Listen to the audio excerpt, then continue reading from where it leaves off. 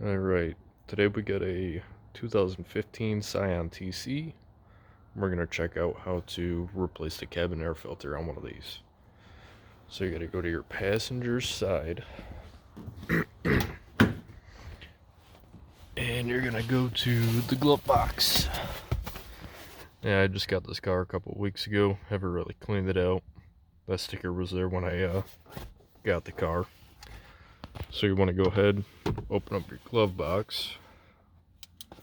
And then in the sides of the glove box, there's going to be little tabs on each side. You can see the side better. That's one of the tabs I'm talking about. So with these, not sure if you're going to be able to see it. You just put your fingers near that tab, you push in towards the center, and it should pop the side of the glove box out.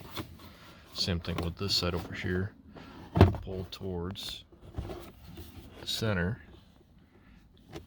push up or pull up on the glove box, and that'll come right out. So once you're in here, if you want to take out this panel here, it could make it easier, but it's really not that hard anyway. If you want to take this panel out, all you got to do is kind of grab it, and that pulls out. Those are held on by a couple of clips. Go up into the holes up there.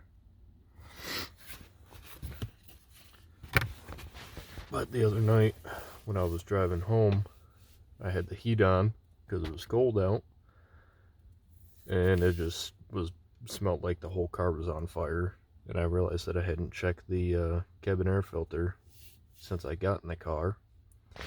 So to get into the cabin air filter, you're gonna look at this cover here.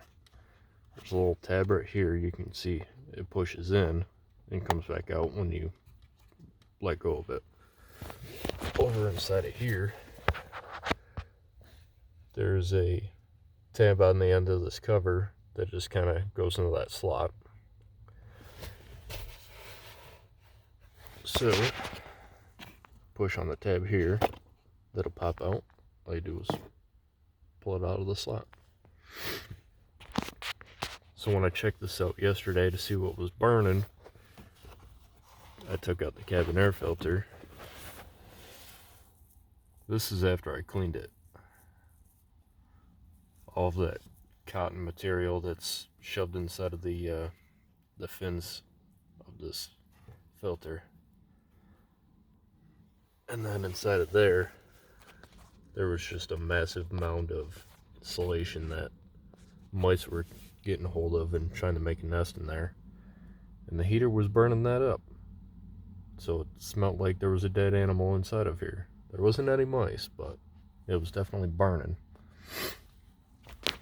So after you did all that, you want to grab your new filter.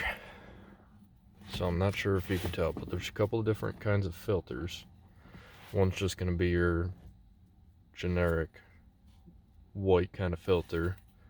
This one's a charcoal filter, which if you have smells in your car, this one does, because I haven't really cleaned it out yet. The charcoal one is going to kind of absorb the smells of the car, and it should help it smell better.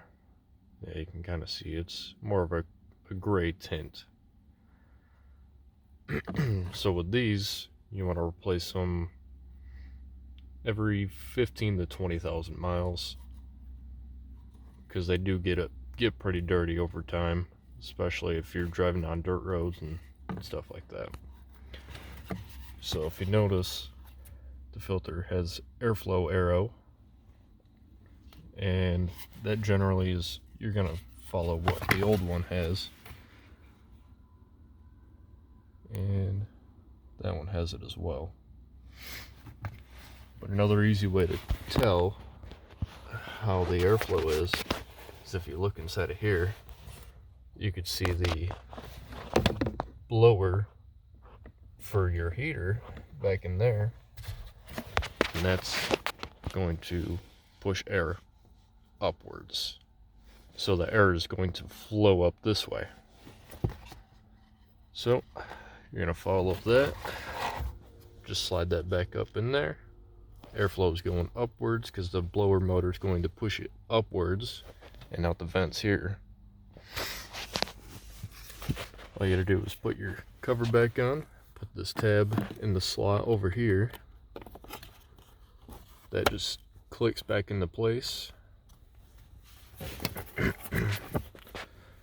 To get this cover on, you just got the 2 prongs at the end. Those are going to go into the bottom holes. There's the other one. Oh, it's right down here. And then you got the top 2 clips. One there, one there. That's going to go right here. And the other one's going to go up here. Let me see if I can fix this up.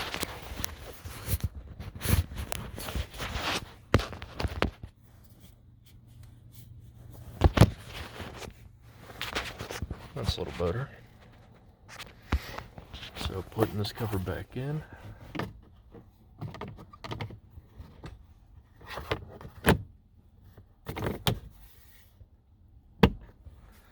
There. That's now clicked back in. Grab your glove box. Just want to make sure that those little indents are riding on those kind of rods.